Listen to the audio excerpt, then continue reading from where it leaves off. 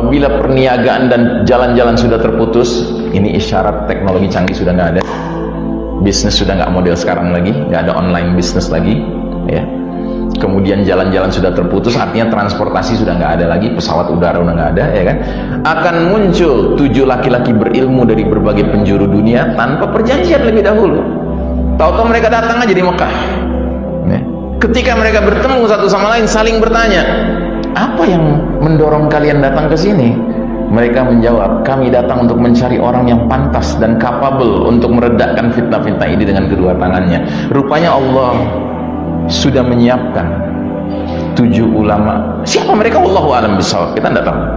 Tetapi 7 ulama dari berbagai penjuru dunia digerakkan oleh Allah pada waktu yang tahun itu, di musim haji itu, Al-Mahdi bakal dibaiat paksa. Nah, diantaranya 7 orang alim ini. 7 orang alim ini masing-masing punya pengikut, 300-an dikatakan. Tidak tahu apa mereka membawa pengikutnya atau mereka berangkat sendiri-sendiri, tetapi yang pasti ketika Al-Mahdi dibaiat, jumlah pembaiatnya itu ya seperti jumlah pasukan perang Badar, 313 orang.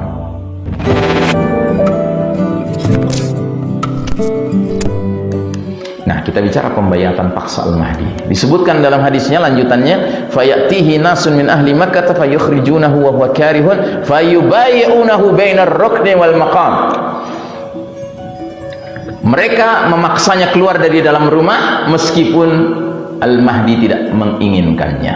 Orang-orang itu kemudian membaiatnya pada suatu tempat antara rukun dan maqam. Rukun itu maksudnya Hajar Aswad, maqam itu maksudnya maqam Ibrahim. Jadi kira-kira pembaiatan paksa Al-Mahdi akan terjadi di tempat ini, Pak, antara Hajar Aswad dengan maqam Ibrahim, di depan pintu Multazam, ya. Pembaiatan paksa Al-Mahdi terjadi di depan Ka'bah antara Hajar Aswad dan maqam Ibrahim. Lelaki Al-Mahdi tidak siap, dan dia tidak menyangka dirinya akan ditunjuk Allah Subhanahu wa ta'ala memimpin umat Islam sedunia menuju kejayaan dan keadilan sistem Islam, meninggalkan kegelapan dan kezaliman sistem kafir. Maka Allah ta'ala perbaiki keadaan Al-Mahdi dalam satu malam dengan cara yang Allah kehendaki, dan Allah saja yang mengetahui caranya itu, sehingga selanjutnya Al-Mahdi menjadi siap dan mumpuni memimpin seluruh umat Islam, ya. Jadi hadisnya berbunyi, Al-Mahdiyu minna ahlal baiti yuslihuhullahu fi lailah. Ini hadis riwayat Imam Ahmad. Artinya apa? Al-Mahdi, ya, adalah keturunanku ahlul bait yang Allah islah, Allah perbaiki dalam satu malam, ya. Jadi pertanyaannya sekarang, kenapa Al-Mahdi mesti dibaiat dengan paksaan? Ada riwayat hadis, dhaif sih hadisnya, tetapi kita perlu angkat juga. Dalam hadis itu disebutkan bahwa orang-orang yang mau membaiat Al-Mahdi ini, ketika sudah berhadapan dengan Al-Mahdi, mereka bilang, ulurkan tanganmu biar kami baiat engkau. Al-Mahdi menolak. Dia menolak dengan keras, dia menolak. Tapi mereka lebih keras lagi memaksanya, sampai mereka mengatakan, kalau engkau tidak menerima baiat kami pukul tengkukmu, artinya kami bunuh kamu. Jadi diancam bunuh, Pak. Pertanyaannya, kenapa kok Al-Mahdi mesti dibaiat dengan paksaan? Setidak-tidaknya ada 2 analisa. Analisa pertama, Al-Mahdi harus dibaiat paksa. Kenapa? Karena dia laki-laki beriman yang sejati imannya, Pak. Dan ciri laki-laki beriman yang sejati imannya, tidak punya ambisi kepemimpinan, tidak punya ambisi kekuasaan. Nggak kayak kebanyakan orang zaman sekarang, Pak, nggak layak memimpin pun wajahnya muncul di semua tiang listrik, di semua pohon-pohon, sehingga kita yang enak melihatnya. Mereka pingin benar berkuasa, ingin benar jadi pemimpin. Ini sudah diangkat oleh 313 orang, nolak dia. Dan ini wajah orang-orang soleh, orang-orang alim ini, tapi dia menolak. Itu satu analisa. Analisa kedua, kenapa Al-Mahdi mesti dibaiat paksa? Karena Al-Mahdi tidak tahu dirinya Al-Mahdi, tidak menyangka dirinya Al-Mahdi. Kenapa Allah bikin skenarionya seperti itu? Karena Allah ingin memelihara Al-Mahdi. Kalau Al-Mahdi sudah tahu dirinya Al-Mahdi, tentu orang lain juga tahu dia Al-Mahdi. Kalau orang lain tahu Al-Mahdi itu siapa, tentu musuh Islam juga bisa tahu Al-Mahdi yang mana, ya kan? Kalau musuh Islam sudah jauh-jauh hari tahu Al-Mahdi yang mana, diapakan kira-kira, Pak? Dibungkus, ya, diringkus, ya, dimusnahkan. Jadi Allah punya cara, skenario cantik memelihara Al-Mahdi. Dengan cara dia harus dibaiat paksa. Siapakah Al-Mahdi?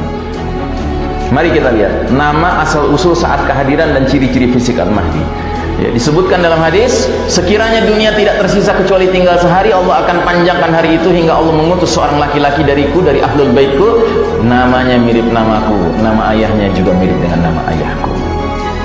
Sebagian ulama mengatakan berarti Al-Mahdi namanya Muhammad bin Abdullah. Tapi ada yang mengatakan namanya mungkin Ahmad bin Abdullah. Ada juga yang mengatakan namanya mungkin Muhammad bin Ibrahim. Karena ayah itu nggak mesti ayah kandungnya langsung, tapi ayah kenabiannya itu Ibrahim. Atau mungkin Ahmad bin Ismail atau Muhammad bin Ismail, karena salah satu kakek moyangnya juga Ismail alaihissalam. Wallahu a'lam bishawab. Kita nggak usah berdebat tentang hal itu, Pak. Yang jelas ini riwayat hadis ada. Terus dia asal usul keturunannya dari mana? Disebutkan dalam hadis, Al-Mahdiyu min itrati min waladi Fatimah. Al-Mahdi itu dari keturunanku, dari jalur Fatimah.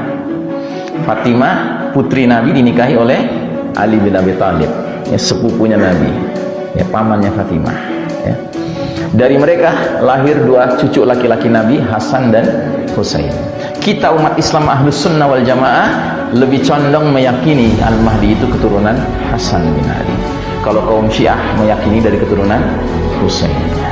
Terus yang berikutnya, kapan kehadirannya? Hadir di saat penghujung dunia. Kalau dunia sudah tinggal sehari, Allah panjangkan hari itu demi menghadirkan Al-Mahdi. Perjalanan umat Islam total berapa babak, Pak? 5 babak. Kita di babak keempat sekarang, ya. Berarti sudah menjelang ujung kan? Berarti sekarang ini waktu yang matang untuk kehadiran Al-Mahdi. Dunia sudah nggak lama lagi usianya.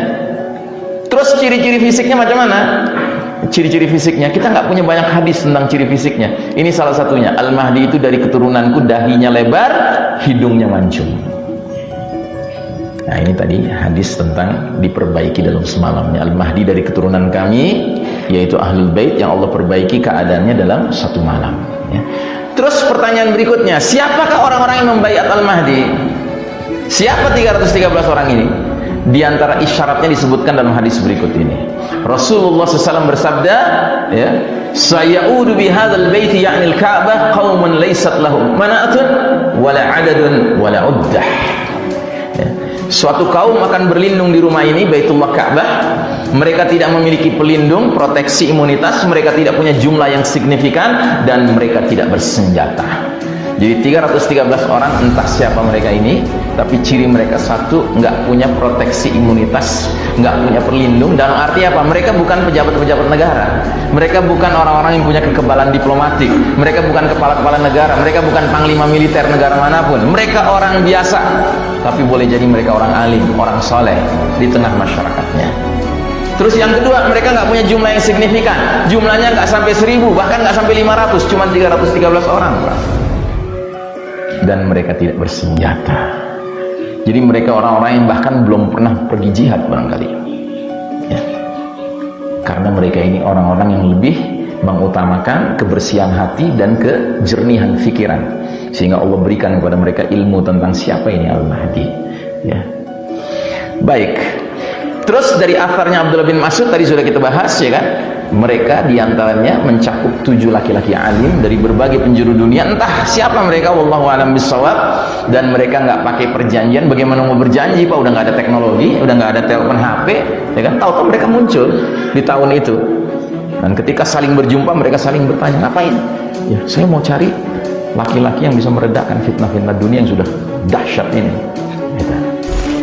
Baik, terus kita masuk sekarang kepada pembenaman bumi di Jazirah Arab, pembenaman pasukan pemburu Al-Mahdi, pembaiatan Al-Mahdi oleh kaum muslimin khususnya dari Irak dan Syam, konsolidasi pasukan Al-Mahdi, Ashabur Rayatus Sud, pasukan berpanji hitam, ya. Dikatakan dalam hadisnya selanjutnya, lalu dikirimlah sepasukan dari penduduk Syam. Jadi setelah pembaiatan paksa itu, ada pasukan dari arah Syam, dari utara, ya, menuju ke arah Ka'bah untuk memerangi mereka. Tetapi pasukan itu justru ditenggelamkan Allah di gurun pasir Al-Baida, tempat antara Mekah dan Madinah. Maka ketika manusia menyaksikan peristiwa itu atau mendengar kabarnya, maka Abdalus Syam dan As-Saibu Ahlul Iraq berdatangan berduyun-duyun ke Ka'bah membaiat Al-Mahdi antara Hajar Aswad dan Maqam Ibrahim.